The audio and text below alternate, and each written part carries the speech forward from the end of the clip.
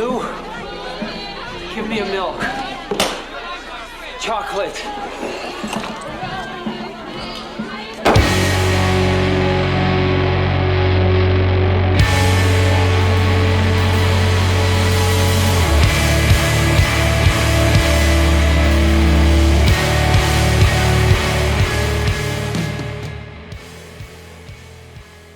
Welcome once again, my fellow manipulators of digital fate. I'm Richie, this is Capricorn.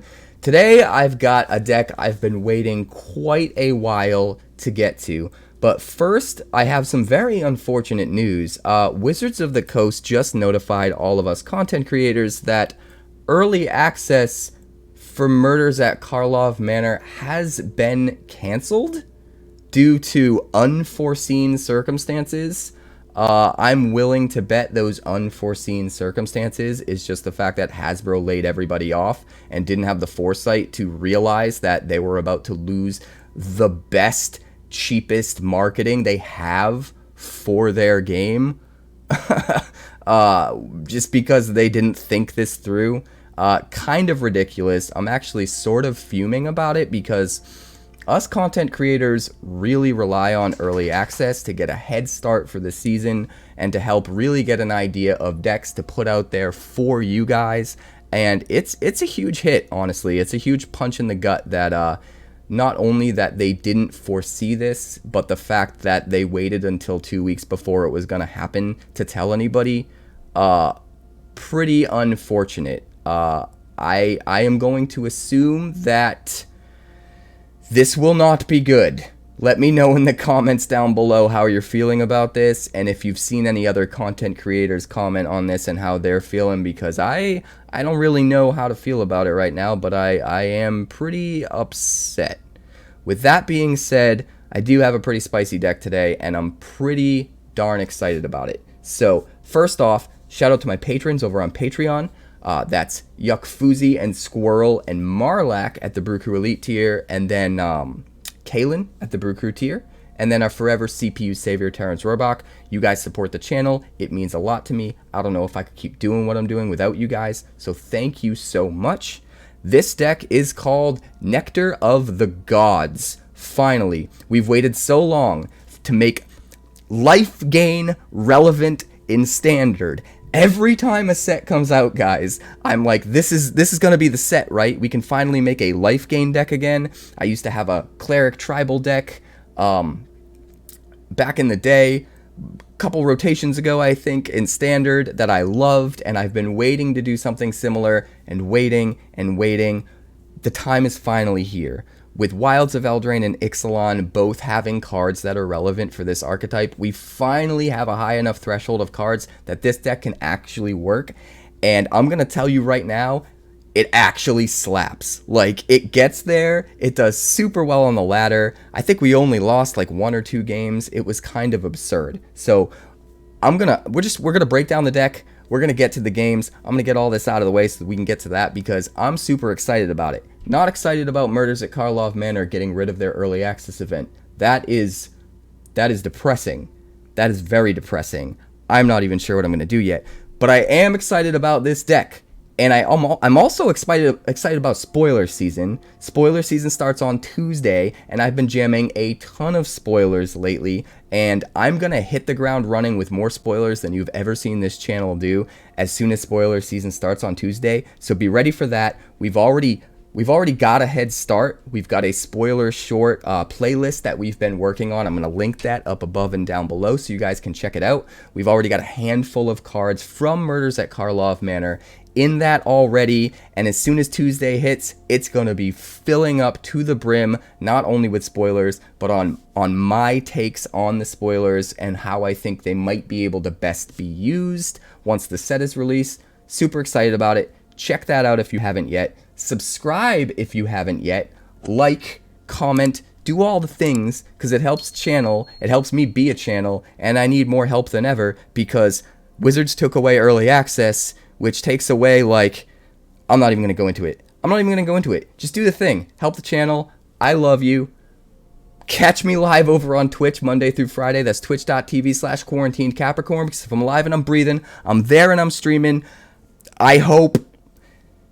Let's check it out.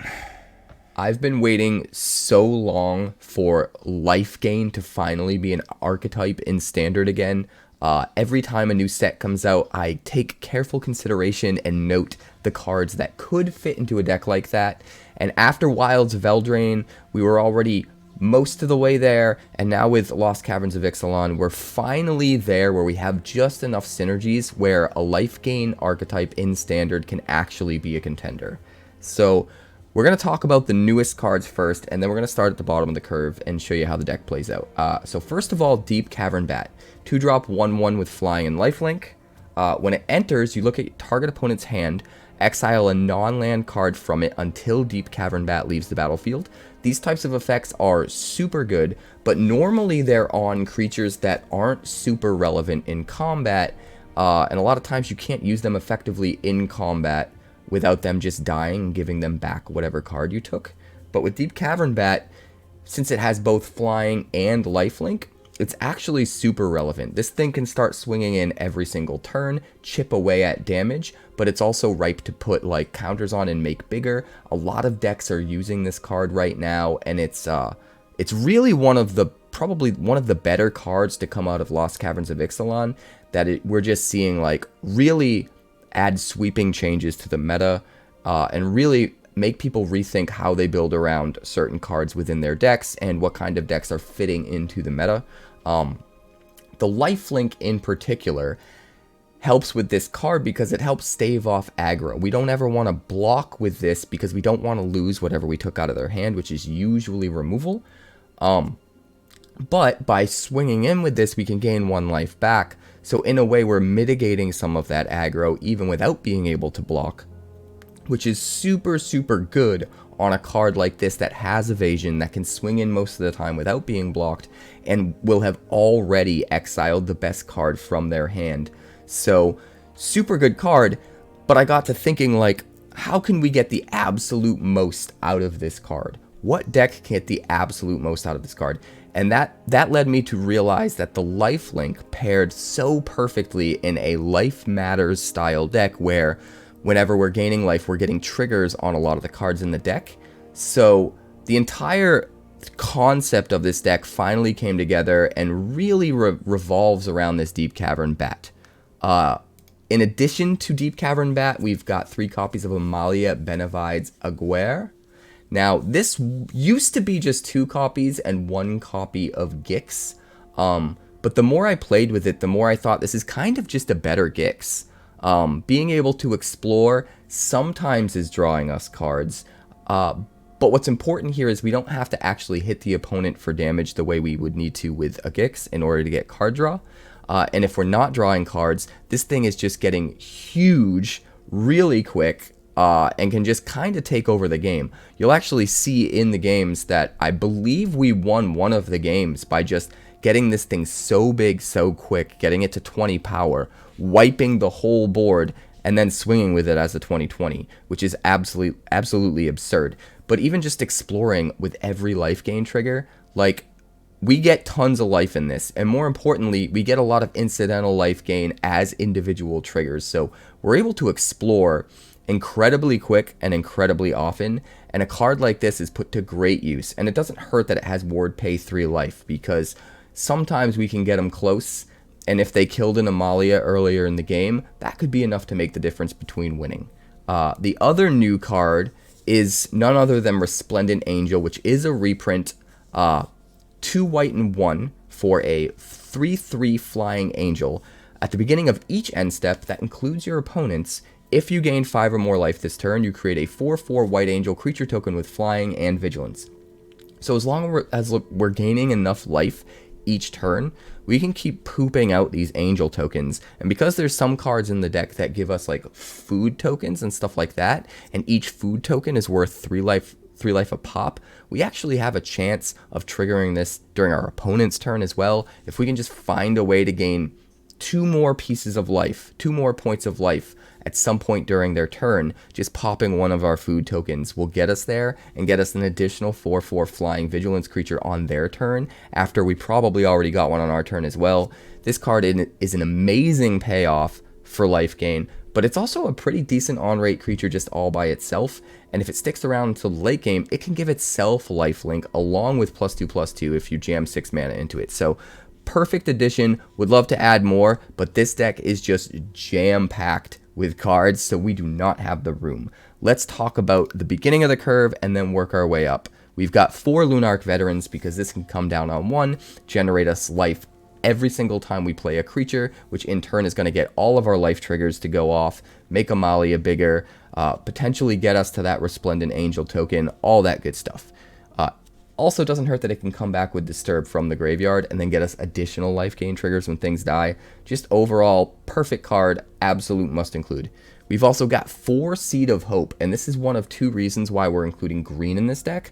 And this card is just too good in a deck like this, because not only is it just strictly better than Opt in a deck that's running all permanents, which other than the Seeds of Hope, that's what this deck is, but we also gain the life, which is what we want in a deck like this. 1 green mana, mill 2 cards, take the best permanent card from among them, put it back into our hand, and then gain 2 life. So not only do we get to dig 2 cards deeper, which is similar to Opt, but we gain the 2 life, we get the thing we need back. A lot of times this will get us to the land drop that we might need, which lets us play slightly less lands and get some more business cards into the deck.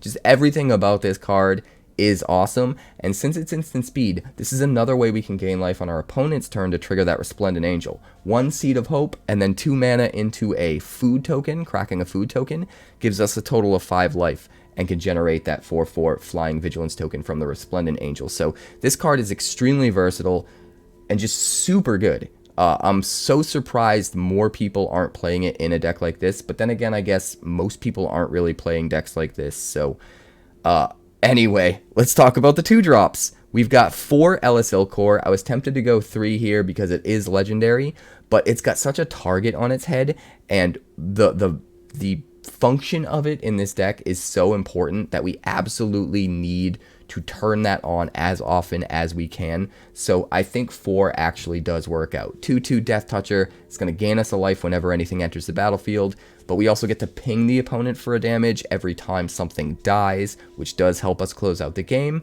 And since it has Death Touch and we're running 4 copies, if we need to, we can trade it with a creature that's better than the Ellis, one of their big threats, and then we just play another copy of Ellis. So absolutely deserves to be 4. We've also got 4 Gala Greeters. This is the other green card in the deck, and I think it's absolutely worth the inclusion as well, because this can not only give us an extra life trigger every turn, including if we can make a creature enter the battlefield on our opponent's turn. We do have a flash creature in this deck. We can trigger that on the opponent's turn as well. So we can get that 1 extra life trigger every turn, but we're also able to ramp up by making treasure tokens with this, and we can give counters to it and make it bigger and turn it into somewhat of a threat as well, and just providing all of that value on 1 card, but most notably on a card that's going to give us those life triggers, because we don't have a ton of creatures in Standard right now that can get us those life triggers like there used to be. So being able to run this alongside the only other 2, il-Kor and Lunarch Veteran, really gets us to like 12 cards that will gain us life when we play creatures. And that's enough that we can really push those synergies over the top. And speaking of those synergies, we're running 4 Voice of the Blessed. This comes down as a 2/2 for 2. Every time we gain life, it gets a counter. At 4 counters, it has Flying and Vigilance. And then if it gets to 10 counters, it also gets Indestructible. This thing's an absolute beast. And it's so easy to very quickly just start swinging with this as a 6/6 or 7/7 Flying Vigilance creature that they can't block, that they can't attack back into, and it just gets absurd. With all the life gain triggers we have in the deck, this is perfect and absolutely needs to be run alongside the 3 copies of Amalia for sure. Moving on to the 3-drop slot, we've got 4 Gumdrop Poisoner. Not only can this come down as a lifelinker that can gain us life, but it can also be played as an adventure to make us a food that can gain us life, and when it comes into play itself, it can give something -X/-X, where X is the amount of life we've already gained this turn. And this card is super good with cards like Ellis, Gala Greeters, and Lunarch Veteran. Because if we have these creatures on the field that can gain us life from a creature entering the battlefield, it means we don't have to spend any mana to gain life in order to turn Gumdrop Poisoner into removal. We just play a Gumdrop Poisoner on a field that has an Ellis and a Lunarch Veteran. We gain 2 life just from it entering the battlefield, and we can order those triggers so that we gain that life before the thing that we target loses the -X/-X.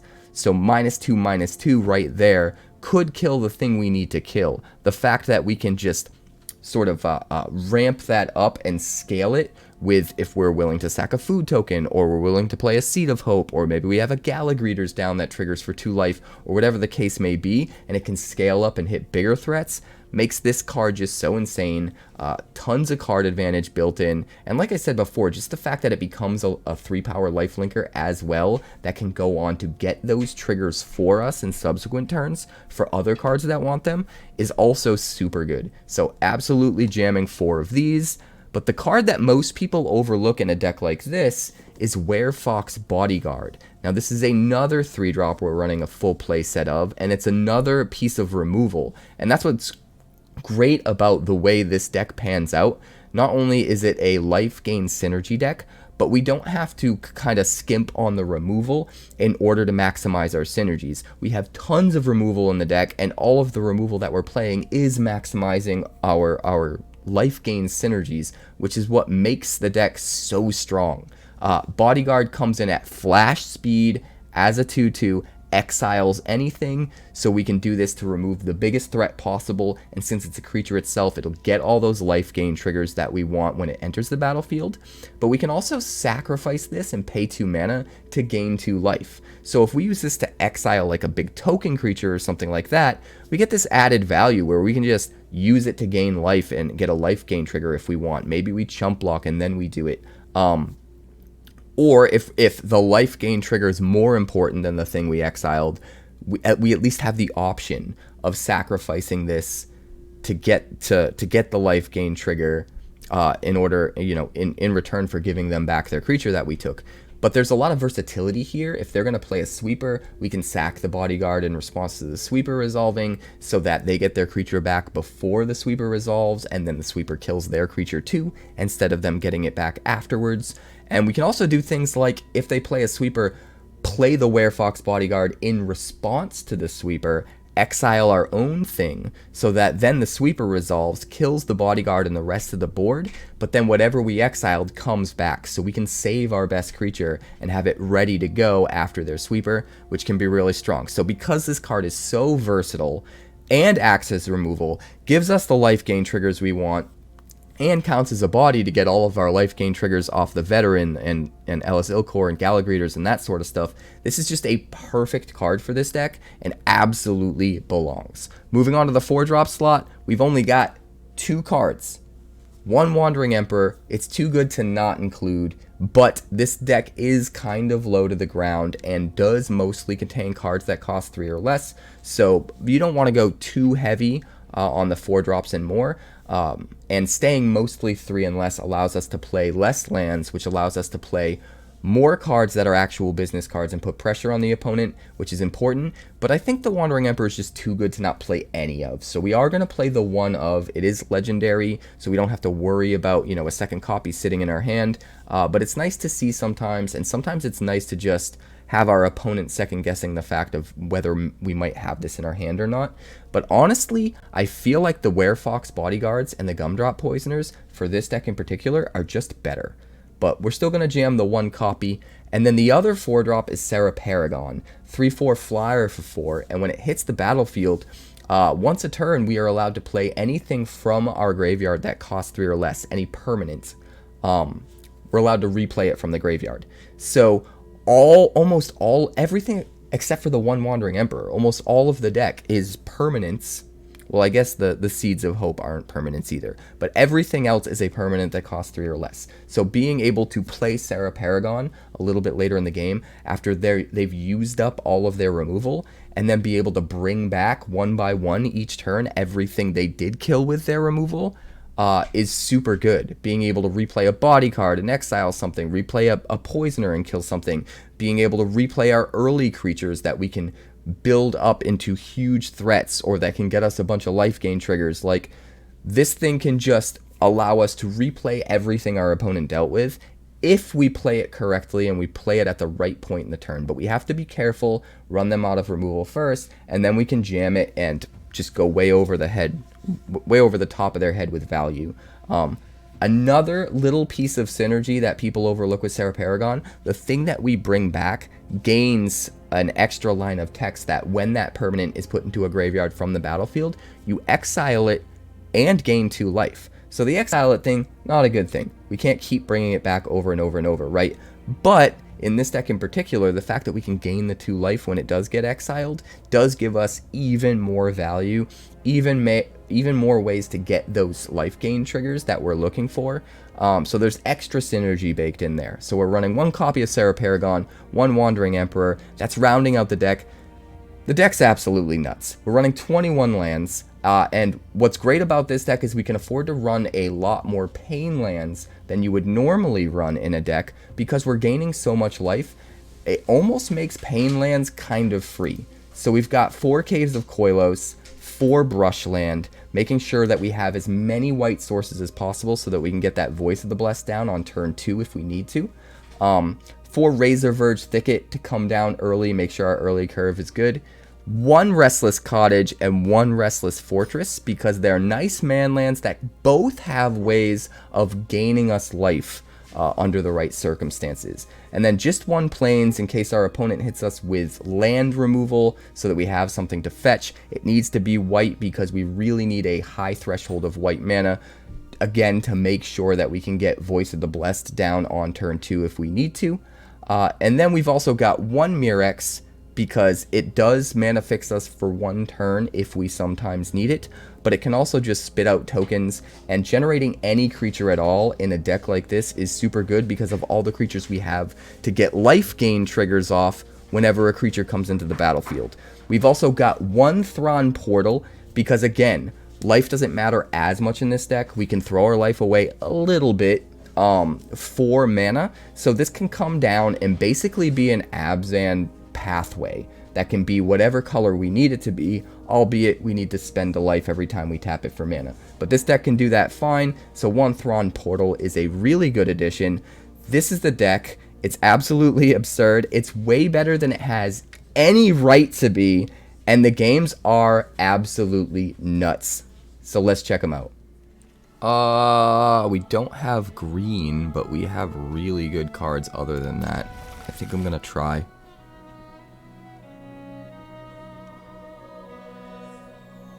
I'm going to play Ellis before the Deep-Cavern Bat because if he's got 2 pieces of removal, it's good for him to play the first one on the Ellis, and then we can hit the second one with Deep-Cavern Bat, knowing that we have another copy of Ellis we can play. Goodbye, Seed of Hope.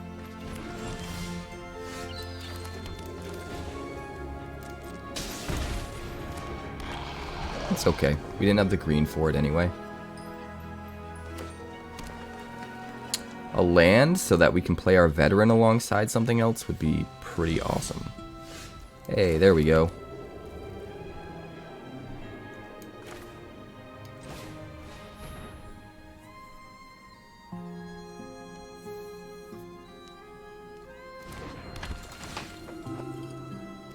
Probably got instant speed removal. He can just hit the Deep-Cavern Bat in response.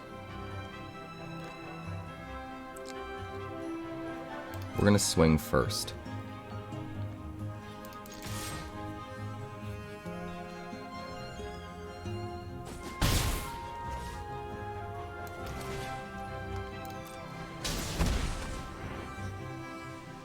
I mean, at the very least, we force him to kill the Deep-Cavern Bat, right? And we have a board state that is problematic for him. That's still left behind. You still get to look at his hand. He's got Go for the Throat, Archangel, Stomper, Duress. He doesn't have the extra green for Stomper. Is he gonna top deck it? Nope.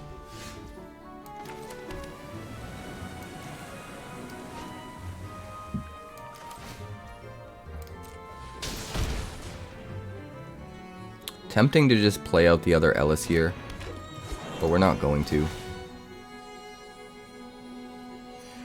Because of Go for the Throat. He probably goats the Gala Greeters, right? Yeah. And then he takes one from Ellis. And we'll swing. And he's just going to scoop it up. Out-tempoed. This looks pretty good. We'll keep it. Start with a Thicket and a Lunarch Veteran. Question is, do we go Gala Greeters or Ellis? He's probably going to take Gumdrop Poisoner.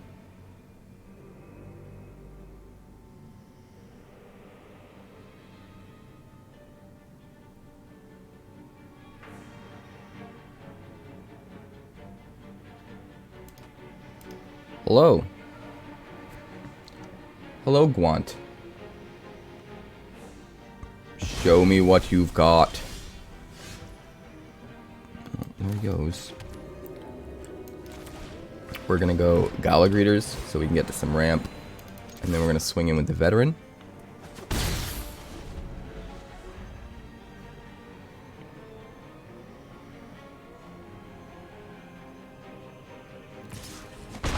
Alright, swings with the Bat. Plays Takenuma and Preacher of the Schism.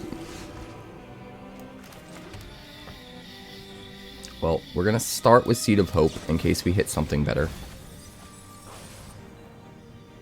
Ooh. Ooh. Seems really good. Alright, we'll play Ellis.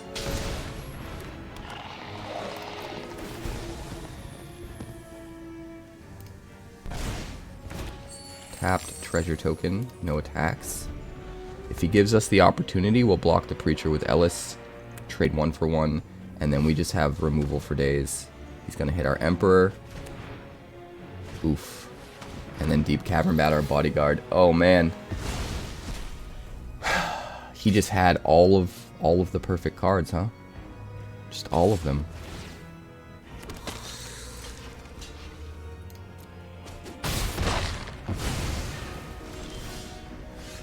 That is unfortunate. Play the card he knows about. We'll play that.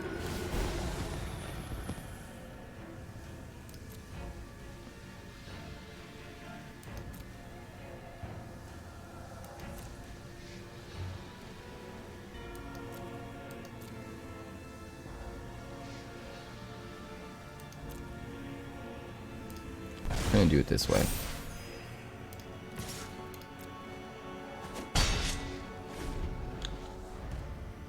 If we can swing for 2 and keep him not wanting to attack with the bats because we have a flying blocker,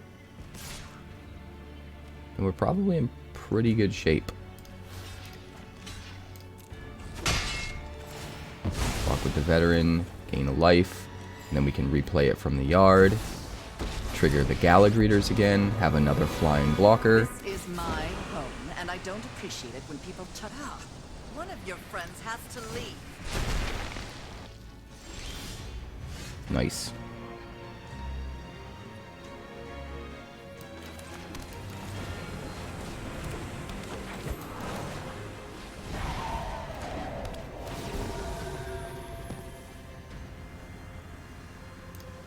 We'll get a counter. And we'll swing in at Lily. He's gonna lose something.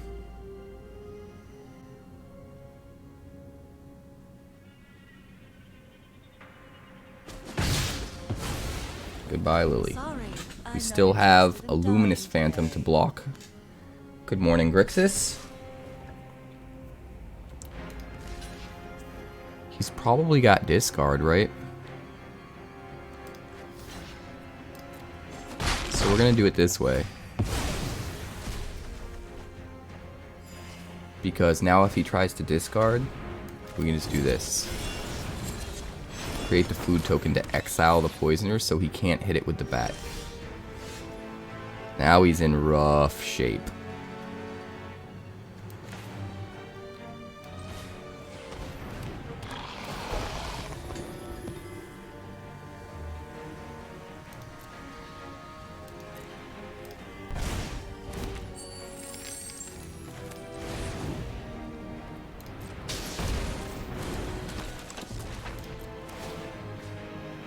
Hit you. Gain life. Swing with the greeters. We're just taking over the board. Ha ha ha ha. That's the way to do it. We're gonna keep 7.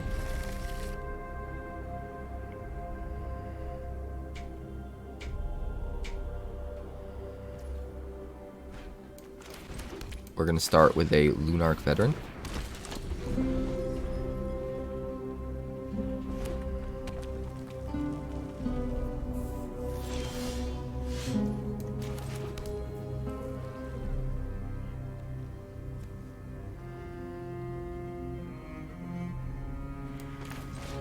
I guess we're just gonna try to do the thing. Alright, we got there. Means he needs to lightning strike the Voice of the Blessed, which puts him way behind against a Lifegain deck if he's playing mono red. Yeah, I think honestly this game might just already be over.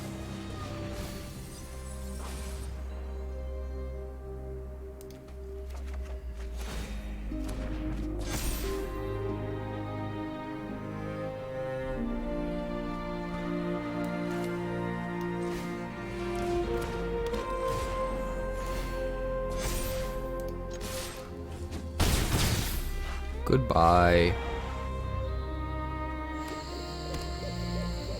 If he had been able to shock the Voice of the Blessed in response to playing it and getting the trigger off Veteran before it got the first counter,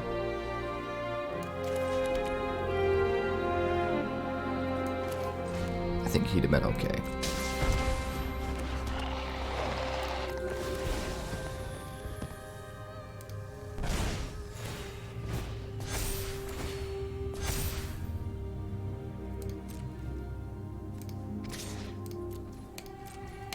Swing 7. We will pass the turn. We're going to hold up the ability to tempt with treats here, but we don't want to do it yet because we don't want our opponent to know what the last card in our hand is.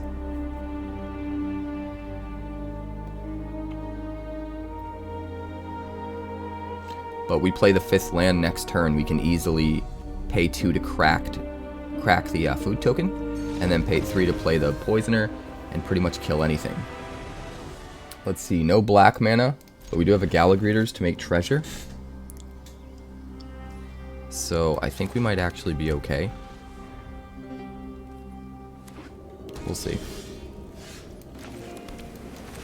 Gala Greeters.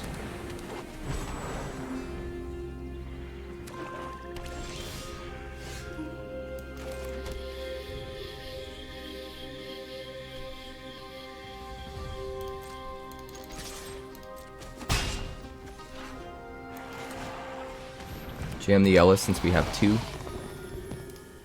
Same sort of theory as last time, where if he's got removal, we want him to waste it on the Ellis.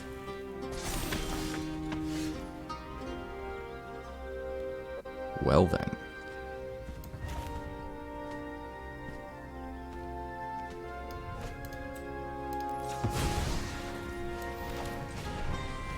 We're gonna do this.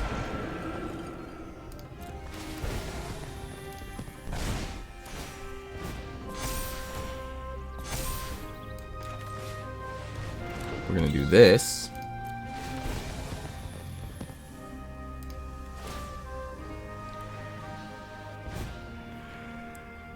Oh man, depopulate.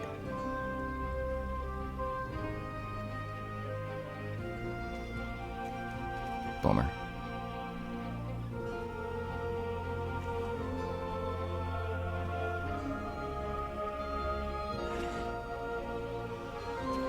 I guess we force him to have to depopulate, right?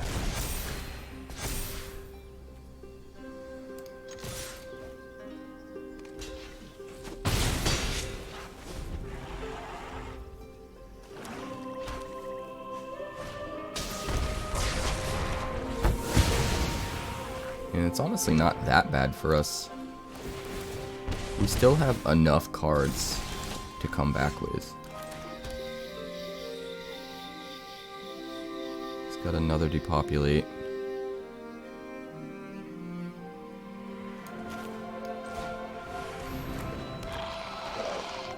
As much as I want to get that Voice of the Blessed down, I think we gotta hit the depopulate. Let's see, a welcome. Alright, if he doesn't hit his mana, he's gotta play Sorin. And then we bodyguard the token and kill the Sorin. You fight for me now.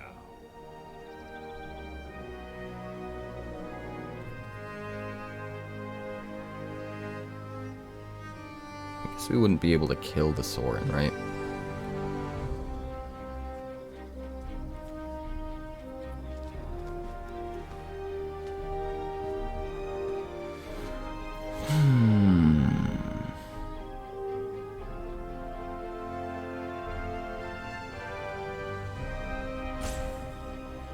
One,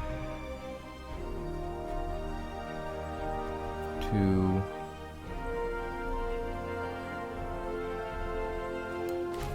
Alright, we're gonna try this actually.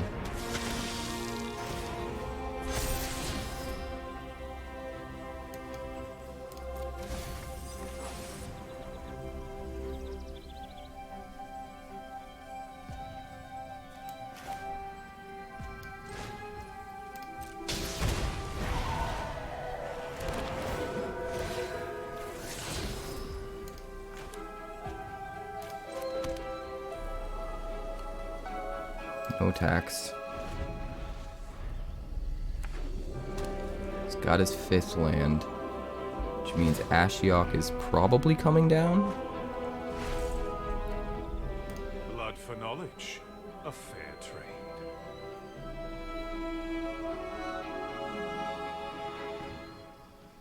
We need 4 white mana. That's our biggest issue.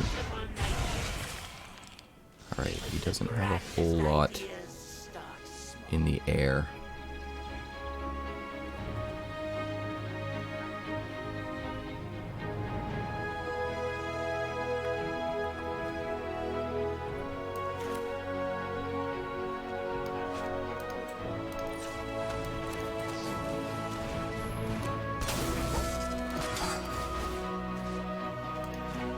Eat this.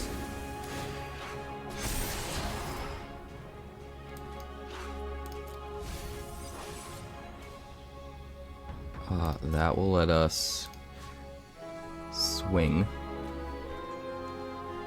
What's more problematic? Probably the Sorin, to be honest.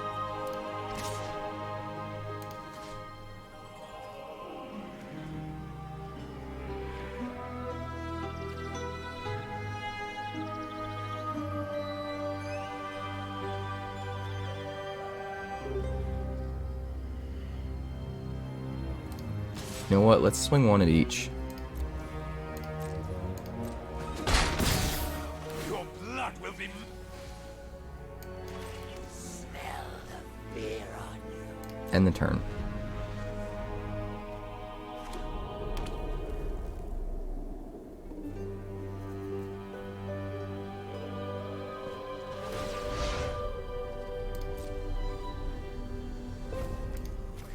We force him into a position where he basically can't use his planeswalkers to make creatures without losing the planeswalkers. Which is why we swung like that. Granted, he does get to get a ton of card advantage off of upticks. My ways are not for the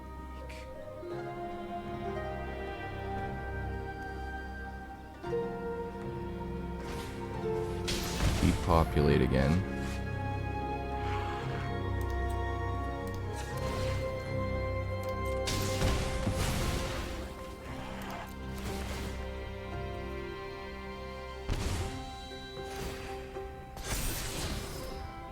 Yeah, we'll keep that.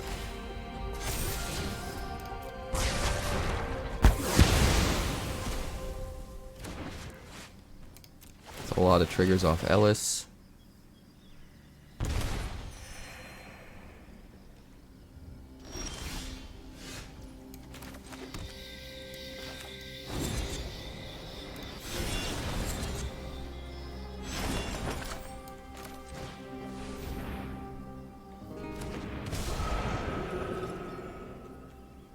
Pass turn. We're going to keep this land in our hand as a bluff here. Otherwise, he knows all the cards we have. And we want to keep some element of mystery, so that he's not 100% certain. We'd also, if possible, like to hold cracking this food until our turn, so that the Poisoner can give -3/-3. You will serve me well.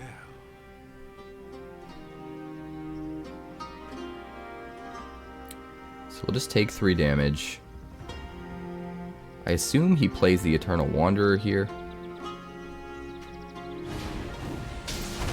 No, he's just gonna play that. I mean, that's not bad.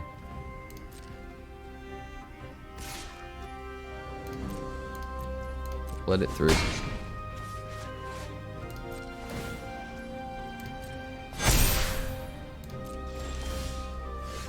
Alright, we go Lunarch Veteran. We crack a food.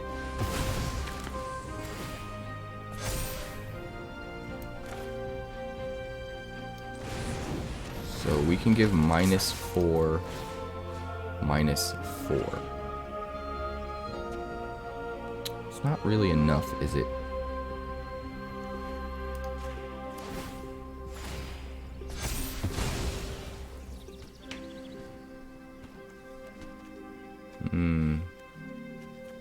This is gonna be tricky.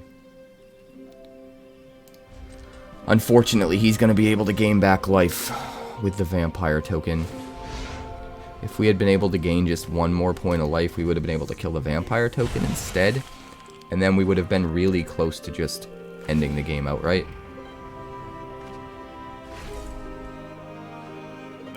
If we can somehow get to 10 counters on Voice of the Blessed, we still might be able to kill him with just 1 swing.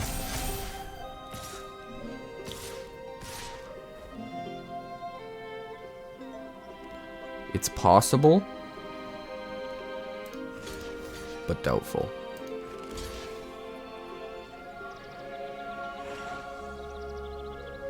We would get a trigger off Voice of the Blessed here if we did this.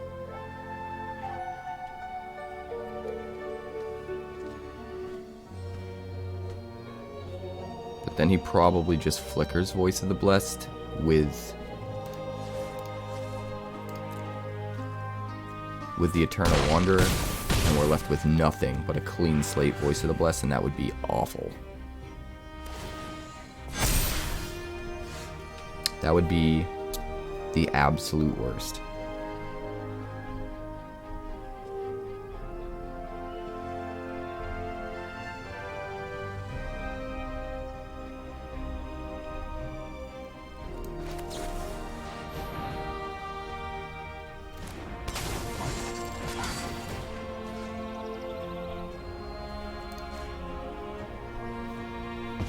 We need more life. 1 more life trigger.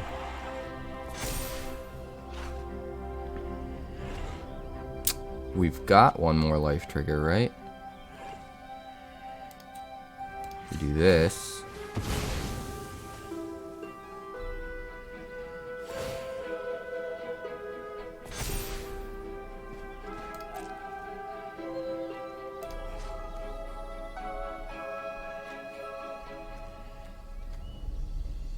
I mean, really tempted to just swing at him.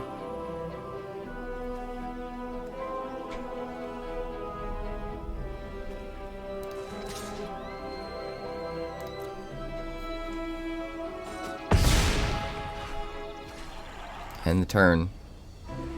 So now he absolutely needs to either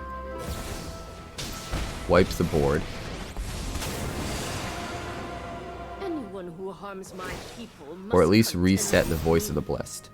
But the problem is, if he resets Voice of the Blessed with Eternal Wanderer, there is a small chance we can get 4 triggers in 1 turn by drawing the right card.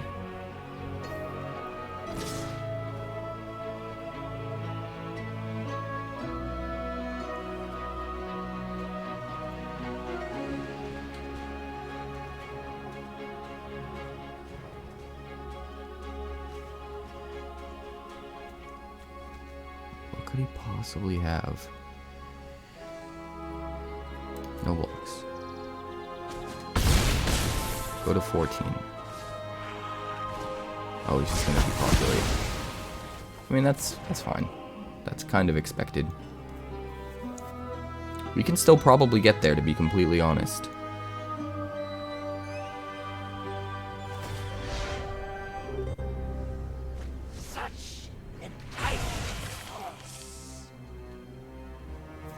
He's at 4. Sorin makes him lose life. Blood for knowledge. A fair trade. Let your blade do the talking.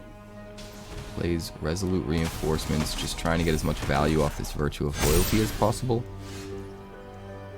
Alright, well, top decking a land, that seals it.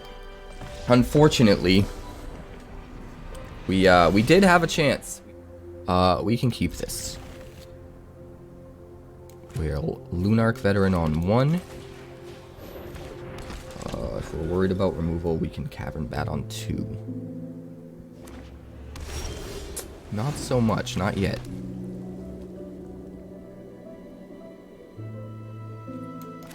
I think we're just gonna Gala Greeters here.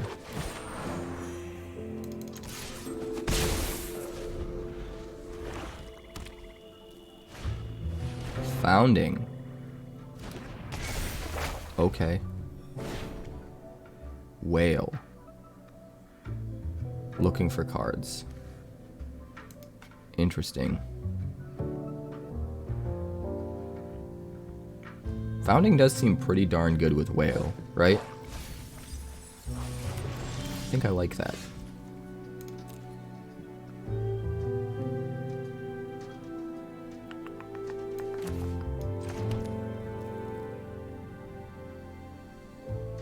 We probably need to Deep-Cavern Bat this turn, right? That's what I'm thinking. We'll make a treasure. Oh my god. We'll hit the collector's vault.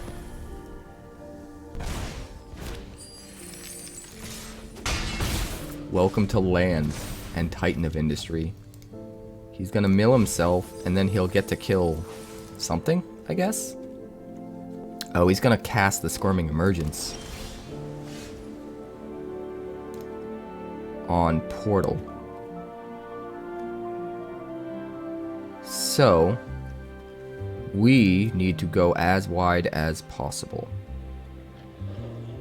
How do we go as wide as possible?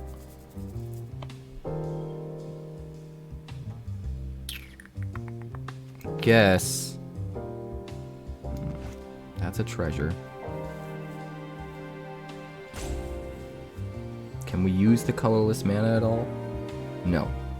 The only chance we have of playing a second thing is if we Amalia first.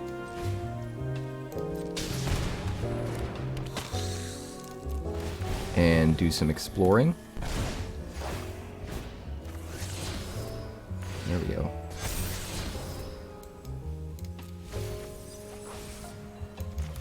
Play that.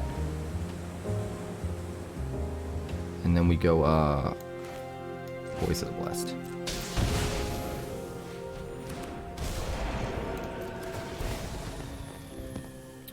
Make a treasure token. Get some triggers. Our opponent's just gonna scoop it up. Even the Squirming Emergence next turn just wouldn't have been good enough. We'll keep this. It's a little bit slow, but I think it's okay. We'll go Cottage. We'll have to lead with the Gala Greeters.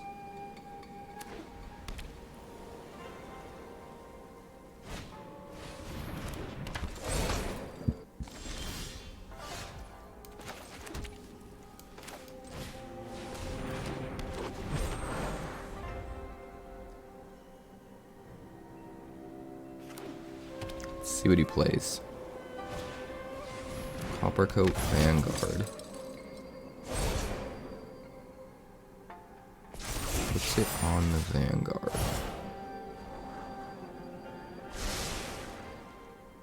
No blocks. I think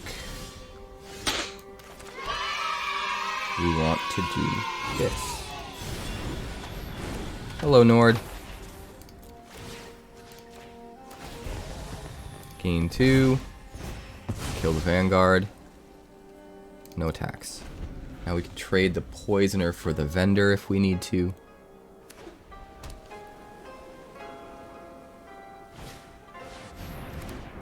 Super well and happy, Nord. Thanks. Alright. Just gonna put another roll on something.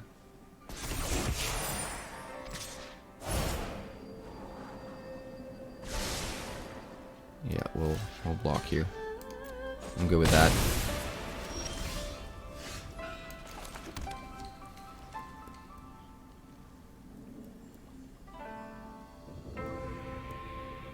So,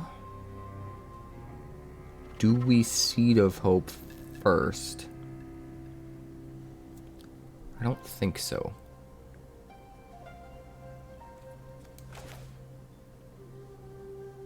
I think we gotta hit whatever's in his hand.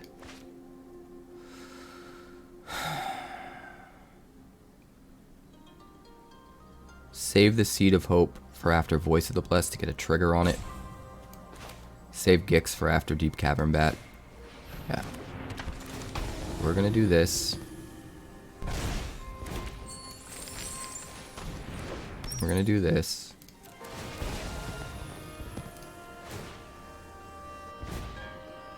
Oh god. Oh god. I guess this is the more immediately relevant card, right? So now at least he doesn't swing with the Vanguard, which is kind of the goal here. He'll only hit us for 5. We're not going to block though. We really need to save these guys for Voice. I think we might be okay.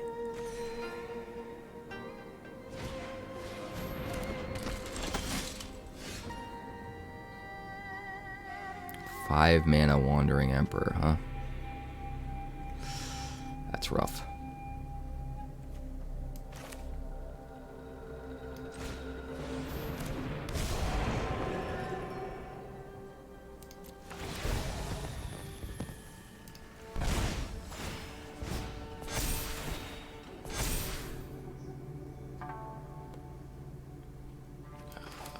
Let's Seed of Hope.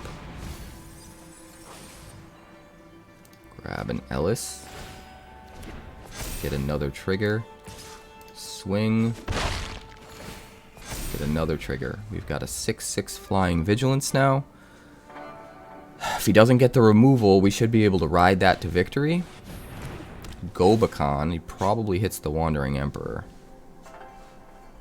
It's just going to be impossible to play that card.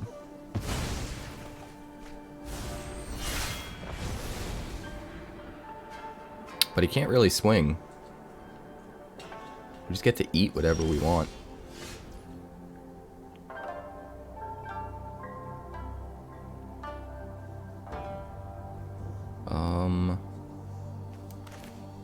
Do it like this.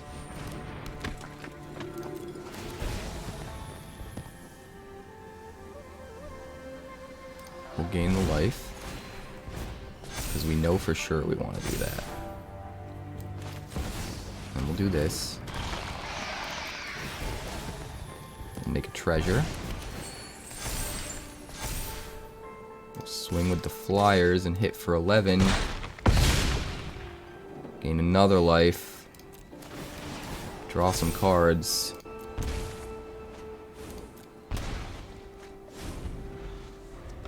If he draws his removal right now, he can hit the Voice of the Blessed before it gets indestructible. Oh, he fucking did it! I think we're too far ahead, though. We'll see.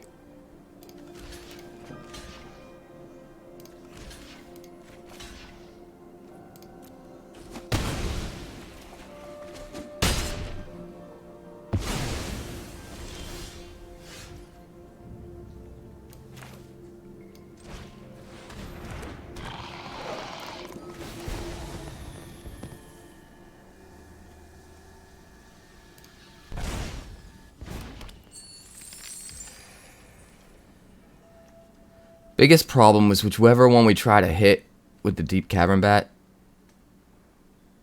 Well, no. I think he has to do it in response, right?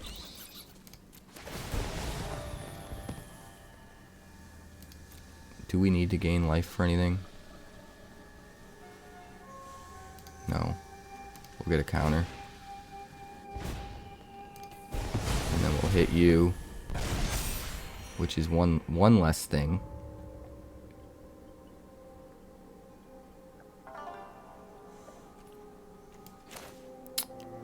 I mean, we could save the treasures for a Wandering Emperor next turn. That's probably better than playing any of these, to be honest. So yeah, we're gonna do that. Just swing with this guy. Pass the turn. We want to be able to block the Vanguard with the Gala Greeters if we need to. Hopeful Initiate.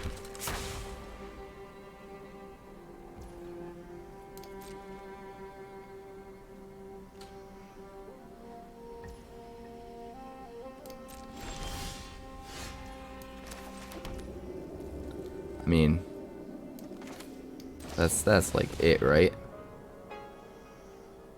I don't see how he can catch up.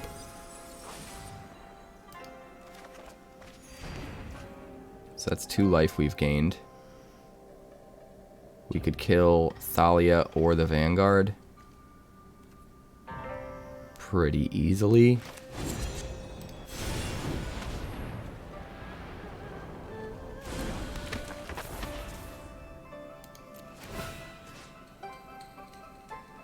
I mean, the first strike is the problem, right?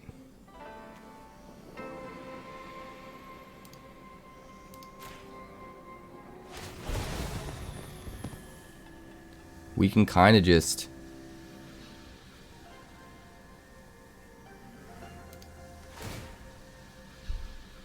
make whatever we want. We can just swing with whatever we want if we don't have to worry about the first strike.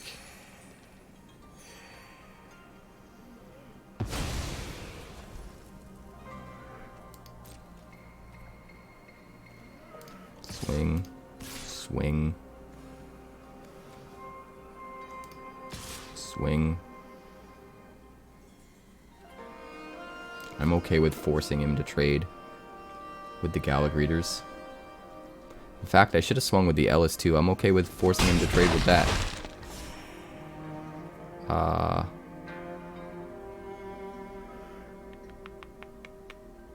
Could play the Lunarch Veteran. I don't think we need to. I think we save the treasure for Wandering Emperor.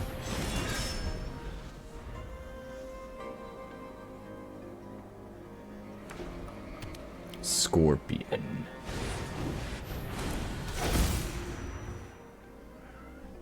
This deck is busted, man. This deck is so good.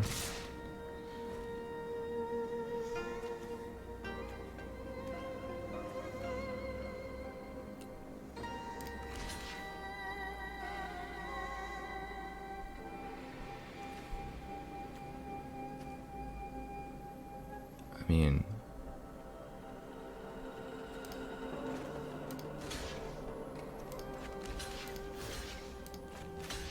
just gonna do that. Get rid of the Vigilance guy so he doesn't have a blocker. I guess technically he has a blocker.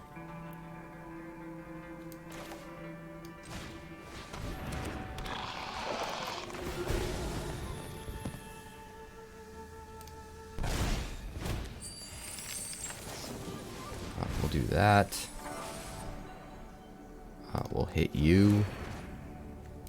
We'll do this. We don't even need the Wandering Emperor, dude.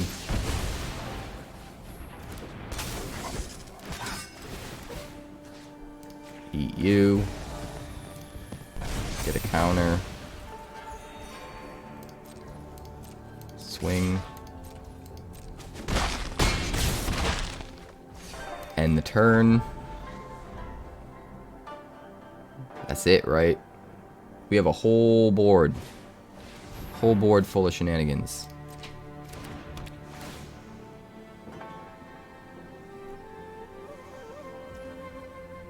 Really? That's what you take?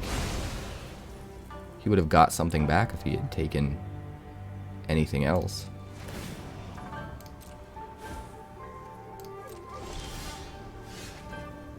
Amalia.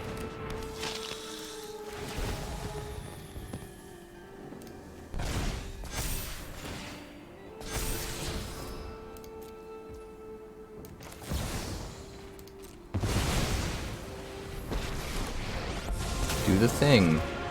Make a boy. Get some triggers. Guards, to me.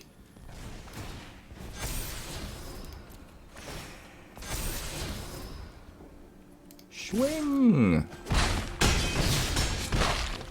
Alright, well, that did the trick. Good lord. Ban self-promotion. Why would I ban self-promotion? I want to use my platform as a way to help out other people. If anything, it would be the opposite. What's the point of banning self-promotion? Just to be a dick? We're gonna slam Lunarch Veteran. Yeah, if you're a content creator and you want to try and link up in some way and try to help each other, I'm all about it. I'm gonna ban anything. It's ridiculous.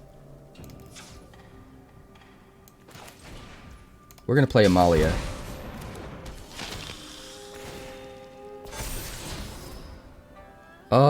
You know what? We're gonna keep this. Drafts are awesome. I'm a big fan of drafting. Grixis over here, laughing his ass off. Alright, Grindelwald. You've got your human tribal land. Show me what you got.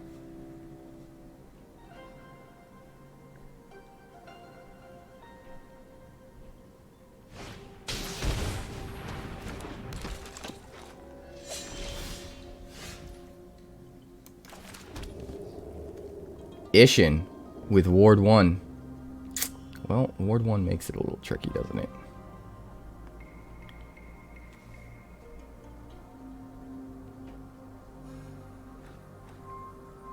Guess we'll go...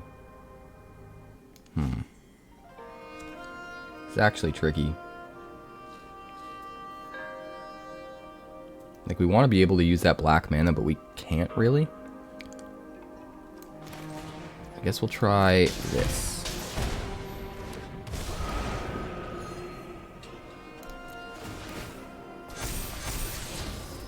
Gala Greeters. I think we can keep that on top, actually. No tax.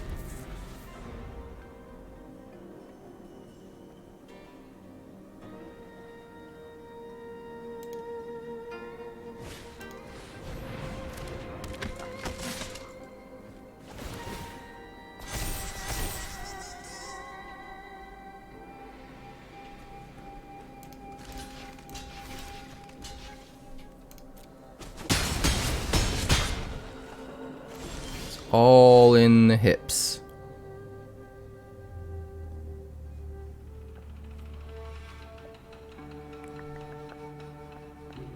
Don't have the mana for Ward 1. That makes me upset.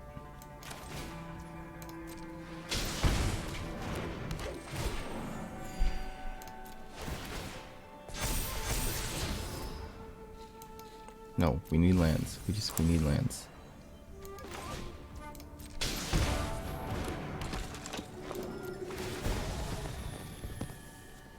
I mean, if I gain the life, it's an extra explore I can do. But if I get the treasure, I can ensure that I have the mana next turn. I think I gotta gain the life. Get out of here.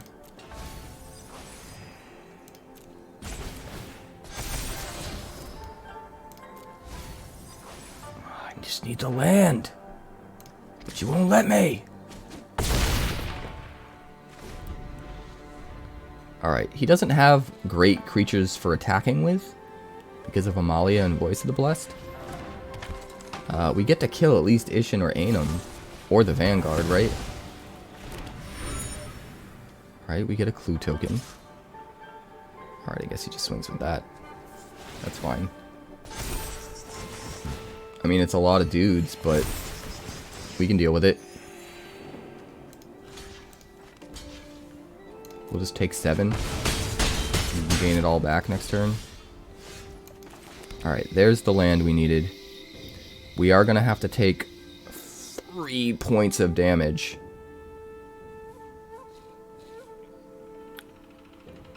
Ow. Oh wait, no, because the thing's dead. Well, if that's the case, we should probably Seed of Hope first.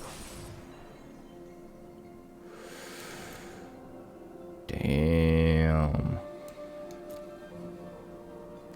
That is tempting.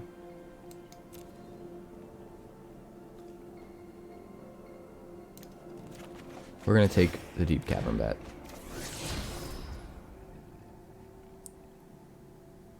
Because next turn we could play the Bat and the Bodyguard instead of trying to play Wandering Emperor.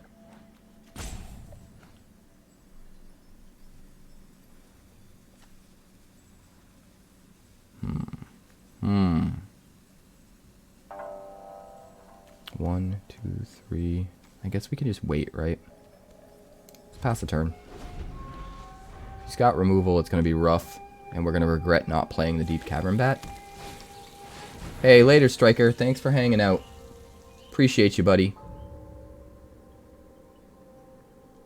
Have fun at the draft. Let me know in Discord if you won, or how you did.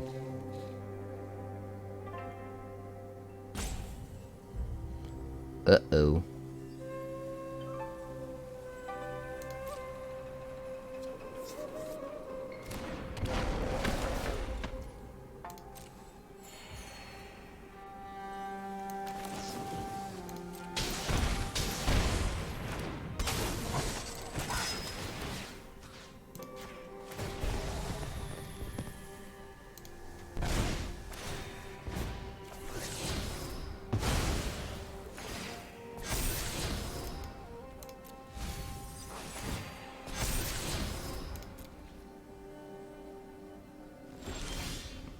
That's what I thought.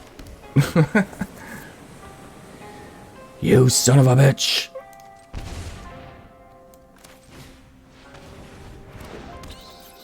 Deep-Cavern Bat. Let's gain some life. Let's get rid of an Inti. Gain all of the life. Every single life. We'll keep that on top. That's fine.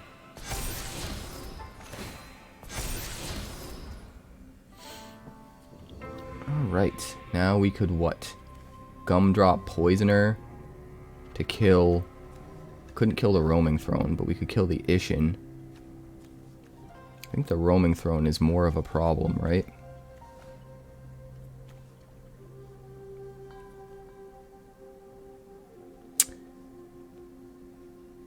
You know what? I think I'm gonna hold up... I think I'm just gonna pass. I think I'm gonna hold up the Werefox Bodyguard here.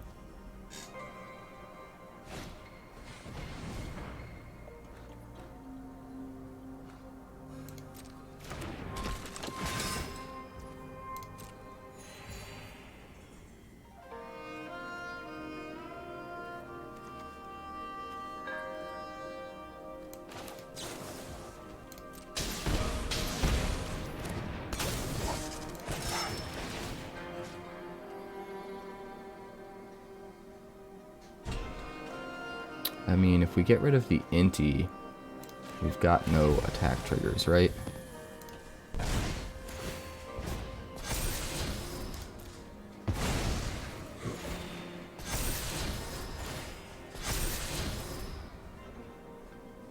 If we get this to 20, we can swing for 22 and just win. Oh wait, no, it's power 20.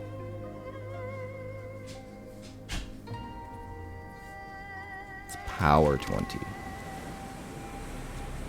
So we need to get him down to 20 before Amalia goes off.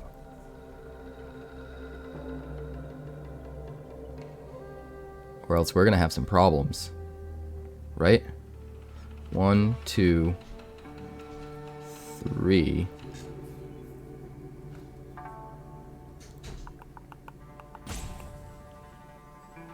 Yeah, this is gonna be problematic, to say the least.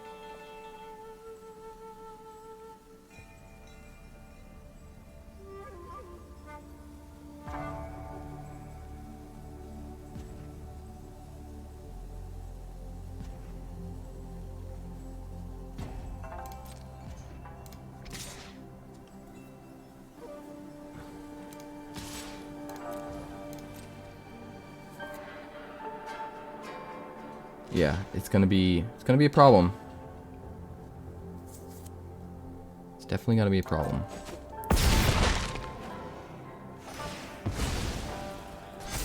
We need to put everything in the yard because we need to increase the chances we can hit a land and not get bigger.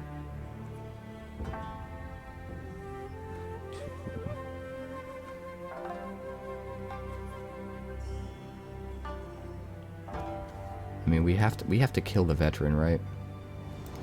So that he doesn't gain life. 17, 18.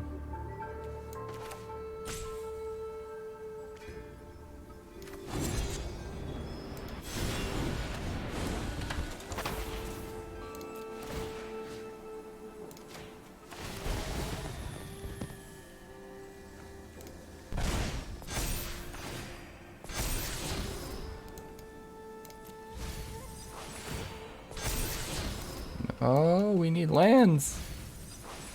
Alright, 2 more and we destroy the board and swing for 20.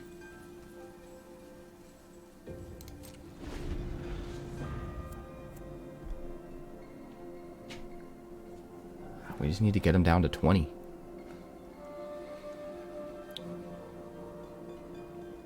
Come on, we can do it. Thank you for the nectar, Grixis.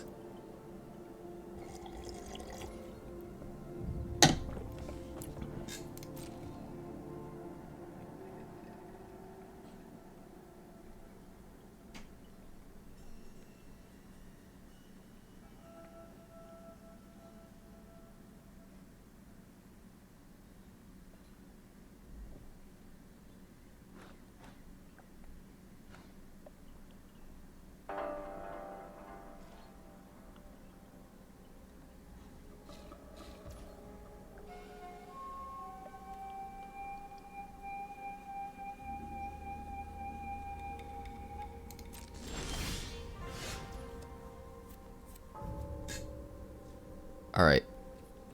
Here's how we win. You guys ready for this? Full control.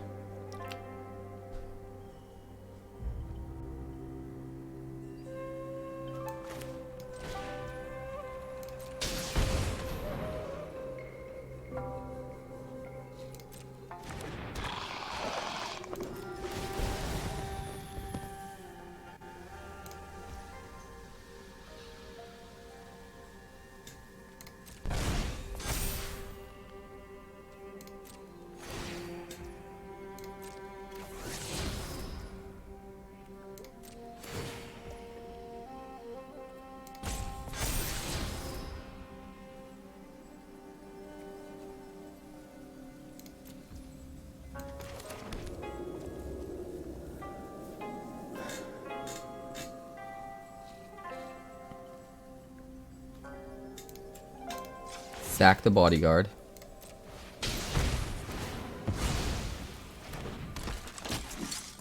Resolve. Gain the life.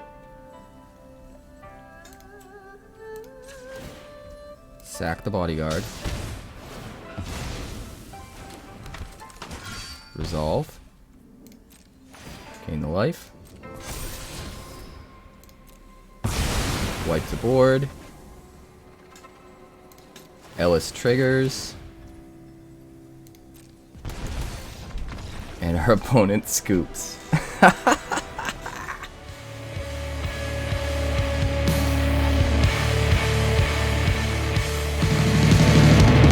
Thanks so much for checking out my channel. I'd like to give a huge shout out to all of my patrons over at Patreon.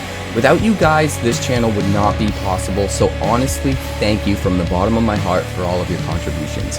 If you haven't yet, like and subscribe. The more likes we get and the quicker we get them, the bigger this channel will grow and the faster it will grow. I'd love nothing more than this channel to become something very special for you guys, but it's entirely up to you how fast that happens. Also, if you'd like more deck techs, that's somewhere over there.